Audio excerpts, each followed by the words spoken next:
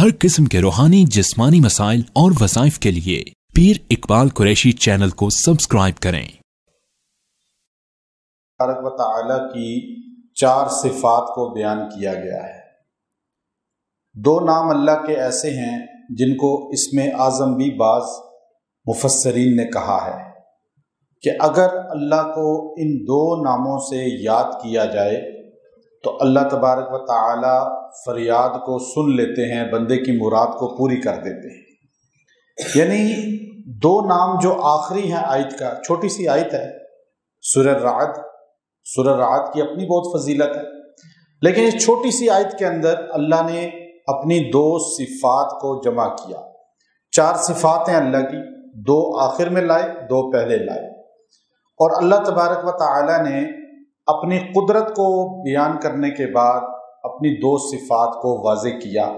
अब ये ऐसी सिफ़ात हैं कि इंसान अगर इसको सही तरीक़ा से पढ़ ले तो महरूम नहीं होता। हमारा चूँकि अल्लाह रब्बुल इज़्ज़त के साथ ताल्लुक़ सिर्फ़ ऐसा है, जब ज़रूरत पड़ती है तो हम खाली अल्लाह को लफ्ज़ी तौर पे पुकारते हैं, याद करते हैं, अल्लाह से मांगते भी ऐसे हैं। मांगने का हक़ तो क्या अदा करना कि जैसे अपना कर्जा मांग रहे हैं अल्लाह से। हमें अल्लाह से मांगने का तरीका भी नहीं आता। इंसान अल्लाह से कैसे मांगे? अगर ऐसे मांगे जैसे मोहताज मांगता है, ज़रूरतमंद मांगता है। अब देखिए, जो मांगने वाला होता है जब वो मांगता है तो बाज़ औक़ात इंसान जो है देने पे मजबूर हो जाता है, उसके लहजे को, उसकी फरियाद के अंदाज को, फिर उसकी मजबूरी ना भी हो, झूठ भी बोल रहा हो, लेकिन वो उसका लहजा ऐसा होता है कि बंदा जो है उससे धोखा खा जाता है और उसको दे देता है। तो अक्सर मांगने वाले जो लोग होते हैं, आपने देखा होगा, जो पेशावर होते हैं, उनका बड़ा बैंक बैलेंस होता है, लेकिन वो ज़ाहिरी तौर पे दूसरे शहरों में मांगने के लिए जाते हैं तो वहाँ पे वो ऐसा हुलिया बनाते हैं, ऐसे लफ्ज़ बोलते हैं कि बड़े बड़े लोग जो है उनके चक्करों में आ जाते हैं, धोखा खा जाते हैं, सिर्फ उनके हुलिये और लहजे की वजह से। तो हम अल्लाह से कैसे मांगते हैं? अल्लाह रब्बुल आलमीन, और हम हैं ही फ़कीर, असली फ़कीर हम लोग हैं, चाहे वो वली है, चाहे नबी है, चाहे सहाबी है। अल्लाह कहता है अंतुमुल फुक़रा वल्लाहुल गनी, तुम सारे क्या हो? मेरे दर के फ़कीर हो, मांगने वाले हो। हमने सरकारे दो आलम मोहम्मद अरबी सल्लल्लाहु अलैहि वसल्लम जैसी अजीम हस्ती को देखा कि वो अल्लाह के सामने सजदा करके रो के कह रहे हैं, अल्लाह मेरी मदद फरमा, और अल्लाह से मांग रहे हैं बदर की रात, उहद की रात, तहज्जुद में, नमाजों में, इय्याका नअबुदु व इय्याका नस्तईन। हमने अबू बकर जैसे इंसान को देखा, हमने उमर बिन खत्ताब जैसे इंसान को देखा, हमने उस्मान ज़ुन्नुरैन जैसे नहीं, हमने तो शेर खुदा अली उल मुर्तज़ा को भी देखा कि वो किसके आगे झुक के मांग रहा है। अब सारे बोलें, किससे मांग रहे हैं?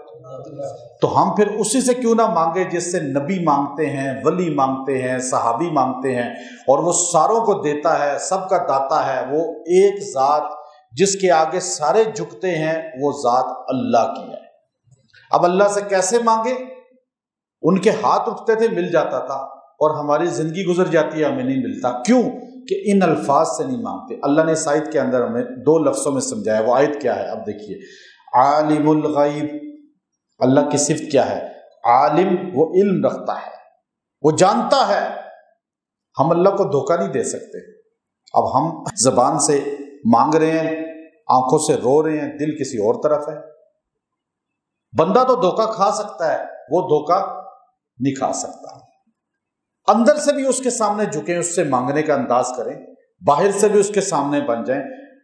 हुज्जाज बिन यूसुफ एक आदमी को देखा काबतुल्लाह का तवाफ में, कि वो आदमी अपाहज है, आंखें भी नहीं है, पैर भी नहीं है, रो रो के दुआ कर रहा है। कहो बूढ़े आदमी, कितने अरसे से दुआ कर रहा है? का 7 साल हो गए, मैं तवाफ में ही रहता हूँ, यहाँ से निकलता ही नहीं लोग दे जाते हैं, खा लेता हूँ। क्या दुआ कर रहा है? नबीना था, अपाहज था, कहने लगा अल्लाह आंखें दे दे, पैर दे दे वापस। हुज्जाज ने कहा 7 साल अल्लाह नहीं सुना, का सुनेगा, बस अभी तक कबूल नहीं हुआ। हुज्जाज ने कहा जानता है मैं कौन हूं? कहा नहीं। कहा मैं हुज्जाज बिन यूसुफ हूं। वो हिल गया। हुज्जाज का दबदबा था, जालिम इंसान था, مسجد میں لوگوں کو قتل کر دیتا تھا، 70,000 ولیوں کو قتل کیا، اللہ کے نیک بندوں کو اس نے۔ تو اس وقت کہا کہ میں کل آؤں گا طواف کرنے کے لیے، اگر تو اسی حالت میں ہوا تو میں تجھے قتل کر دوں گا، کیونکہ جب تیری اللہ نہیں سنتا تو تجھے ہمارے سامنے زندہ رہنے کا حق ہی نہیں ہے۔ حجاج چلا گیا طواف کر کے، اس آدمی کو تو اپنی جان کے لالے پڑ گئے نا۔ رات اس نے رو رو کے اللہ سے دل سے مانگا کہ صبح آنکھیں بھی آ چکی تھی، پیر بھی صحیح ہو چکے تھے جو مڑے ہوئے پیر تھے۔ حجاج جب آیا تو مسکرا کے کہنے لگا کہ آج تو نے دل سے اللہ سے مانگا ہے، اور پہلے 7 سال تو نے خالی زبان سے مانگا تھا۔ جب دل سے مانگو گے تو اللہ دے گا، لیکن ہم دل سے مانگتے ہیں وزیر صاحب سے، ہم بادشاہ سلامت سے، MNA سے، مالداروں سے دل سے مانگتے ہیں، وہ دے دیتے ہیں، لیکن اللہ سے نہیں مانگتے تو اللہ نہیں دیتے۔ اللہ کہتا ہے پھر انہیں مخلوق کے آگے جھکو، مالداروں کی ٹیسیاں کرو۔ تو اب آپ دیکھیے کہ اللہ نے کہا عالم، وہ علم رکھتا ہے کس کا؟ الغیب، اندر کی چیزوں کا، اسے علم ہے تمہارے اندر کیا ہے۔ پہلے اللہ نے یہ جملہ کہا، یعنی مانگنے والے کے لیے پہلے کسوٹی بیان کی کہ عالم الغیب کون ہے؟ اللہ۔ کہ اب تم دھیان کرنا، مانگ رہے ہو تو تمہارا لہجہ بھی ہے، حلیہ بھی ہے، دل بھی ہے، توجہ بھی ہے، انداز بھی ہے، کس سے مانگ رہے ہو اس کا سٹیٹس دیکھو۔ پھر عالم الغیب، اندر کو وہ جانتا ہے تمہارے، والشہادہ، ظاہر کو بھی جانتا ہے۔ یعنی مانگنے کے لیے 2 حالتیں ہونا ضروری ہیں، پہلی کون سی؟ اندر، اور دوسری باہر کی۔ اب یہ 2، ظاہر حلیہ بھی مانگنے والا ہو اور اندر کی فکر اور انداز بھی مانگنے والا ہو، پھر اس کے بعد اللہ سے یوں مانگو، عالم الغیب والشہادہ، وہ جانتا ہے غیب کو بھی اور پوشیدہ کو بھی اور ظاہر کو بھی۔ اس کے بعد کہا الکبیر، وہ بڑی ذات ہے، الکبیر یعنی کبیر ہے، وہ سب سے بڑا ہے، المتعال، سب سے برتر ہے، برتر، اونچا، رتبے میں ہے ہی کوئی نہیں اس سے اونچا۔ ایک تو بڑا ہوتا ہے نا، عمر میں بڑا جیسے ہوتا ہے، عمر میں حضرت عباس کہنے لگے یا رسول اللہ، حضور نے پوچھا، ایک صحابی نے پوچھا یا رسول اللہ آپ چچا بھتیجے ہیں، بیٹھے ہوئے تھے ساتھ ہی، اس صحابی نے کہا عباس آپ کی عمر زیادہ ہے یا رسول اللہ صلی اللہ علیہ وسلم کی؟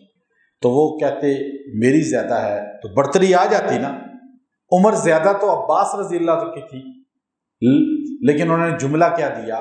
انہوں نے کہا عمر میری زیادہ ہے لیکن رتبہ محمد الرسول اللہ کا بڑا ہے۔ چچا کہہ رہا ہے عمر میری زیادہ ہے اور رتبہ کس کا زیادہ ہے؟ محمد رسول اللہ صلی اللہ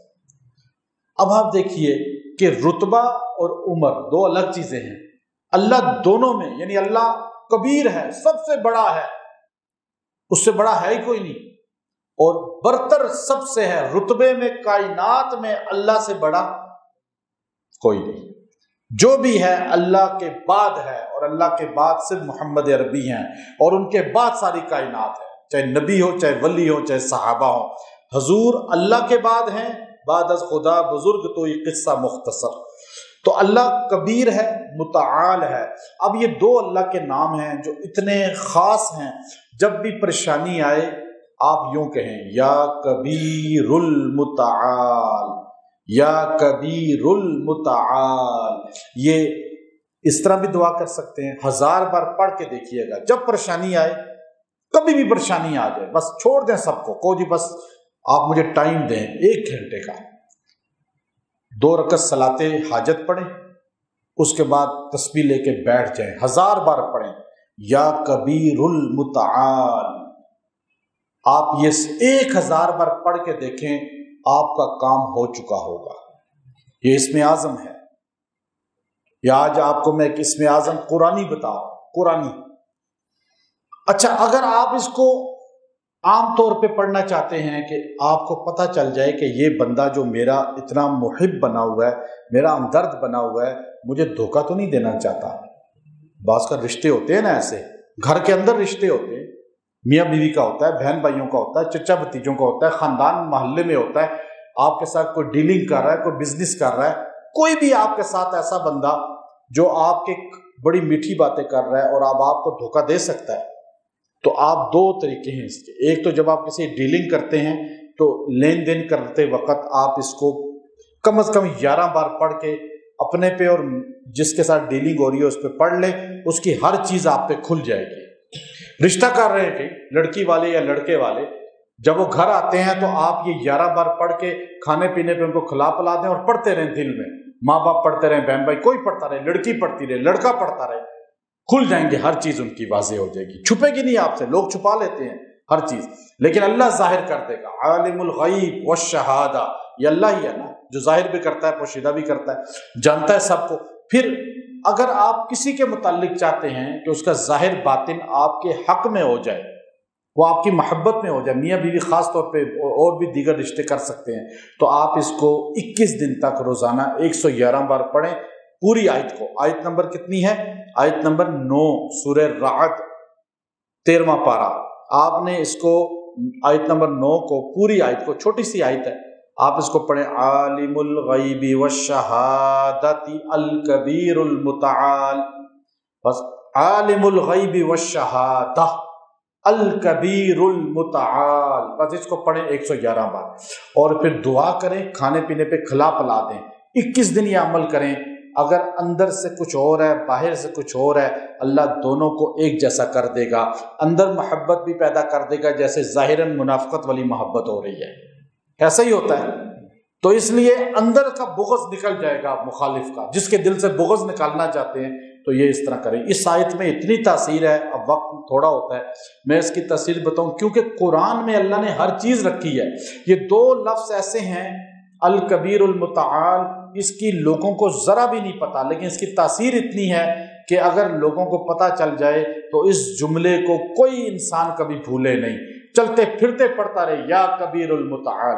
یہ اللہ کا اتنا بڑا اسم اعظم ہے کہ جب انسان یہ پڑھتا ہے تو عرش تک اس کی رسائی ہو جاتی ہے۔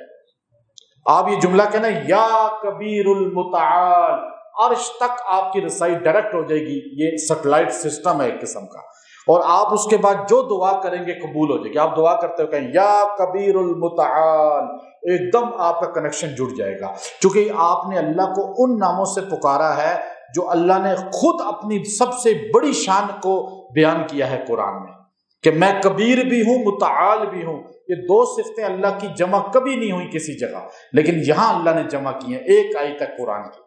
وآخر دعوانا الحمدللہ رب العالمین۔